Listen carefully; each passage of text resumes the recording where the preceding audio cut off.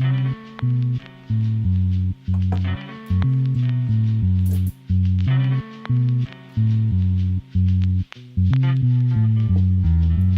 going on, everybody? Dev Del Molino here, the synthesizer of opinions, and today I'm back with a 65432 review on this new Black Panther, the album, music from and inspired by the movie. 65432, 6-ish minutes, 5 things to know about the album and the artist before we get started, 4 favorite tracks, 3 adjectives to describe the album, and finally I have 2 potential ratings to give the album. Is it hot or nah? Now, that being said, we should go ahead and move into the 5 things to know, because the Black Panther album does benefit a little bit from some context. First thing to know, this movie is goddamn good. The writing is good. The fight scenes, costuming, CGI, it's all good. If you don't go see this movie in theaters, you hate black people. This album is 14 songs long, it is 49 minutes in length, and it has been executively produced and curated by the Top Dawg Entertainment record label, a subsidiary of Interscope Records. Essentially, this is a Kendrick Lamar proxy album. He is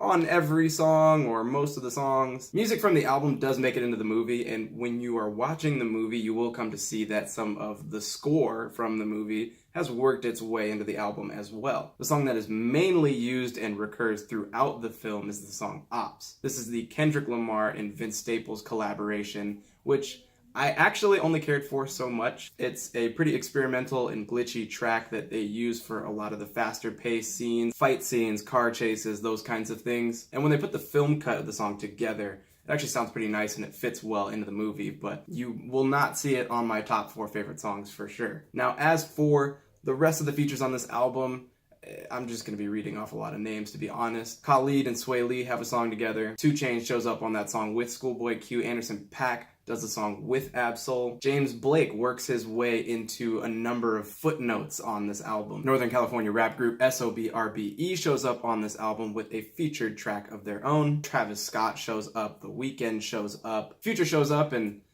does that thing. And that guy Zachary that Kendrick has been trying to push down our throats, well, he shows up on a couple songs as well. Now, that's all the personnel. Let's go ahead and talk about what they actually made.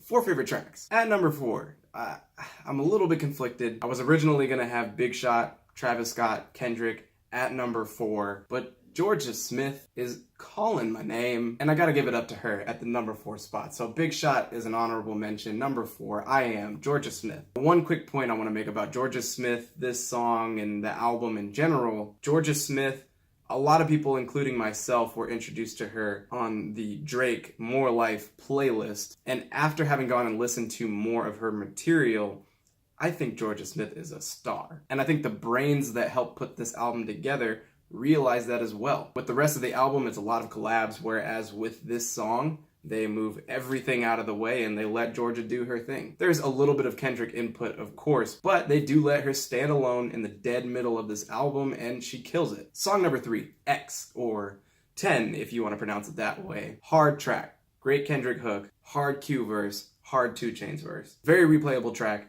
captures the confrontational nature of the album and the movie. Now, number 2, Black Panther. Introductory song on this album, just Kendrick by himself, very low-key instrumental. The emphasis is very much on his words. Now, this is where English teacher Dev comes into play to tell you Kendrick is using a literary device known as an anaphora. Is it an anaphora or an anaphora? Well, in the first verse, he's saying king this, king that, king here, king there, 1 king, 2 king, red king, blue king. But it's on the end of this second verse where he then brings back into the song another dizzying anaphoric sequence. King don't lie, king don't cry, king don't die, king this, king that. And then he finishes that in this haunting king echo, kind of just like edges the song out. Excellent song to kick this project off with. This album is miscellaneous at a number of points, but it's also loosely thematic at another set of points, both of which seem to be an emphasis of the album. And this song is second only to 1, Paramedic, SOBRBE, featuring Kendrick Lamar.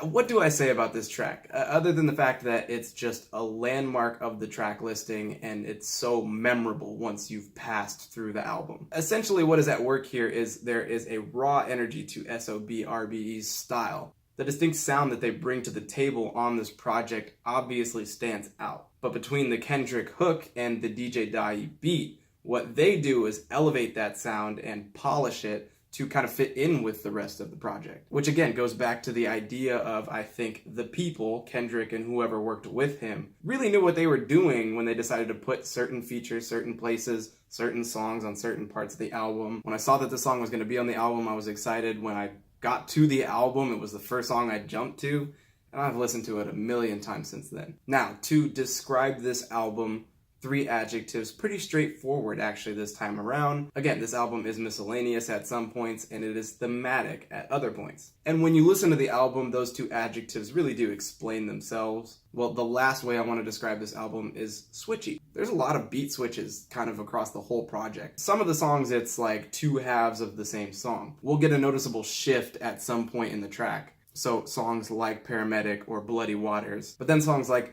King's Dead or Ops kind of move and shift and change in a number of different places. From early on, that was just something I noticed about the album, but it certainly is enjoyable for most of the songs that it is employed to. So, is this album hot or not? Yeah, this shit is really hot. All the way up to the big picture ideas for this album, the direction, the sound, the personnel that was put together, all the way down to the execution of the detailed process of the songs that got made to the album. I did say that I didn't like Ops that much. A couple of the tracks on here aren't as impactful as others. I personally have always had a very deep disdain for big budget movie, the ones that just pair all these people together, no chemistry, there's no vision or direction to the album. It doesn't feel like an album. And this is just in a lot of ways so far beyond a lot of modern soundtracks. That's gonna be it for me. I wanna know what you guys are thinking. I have heard some pretty interesting back and forth opinions on this project. So if you have favorite songs, adjectives to describe the album, or a hot or nah rating to give it, drop that down in the comment section. If you want more Dev Del Molino reviews, subscribe to the channel, but follow me also on Instagram at 40ounces.of.dev.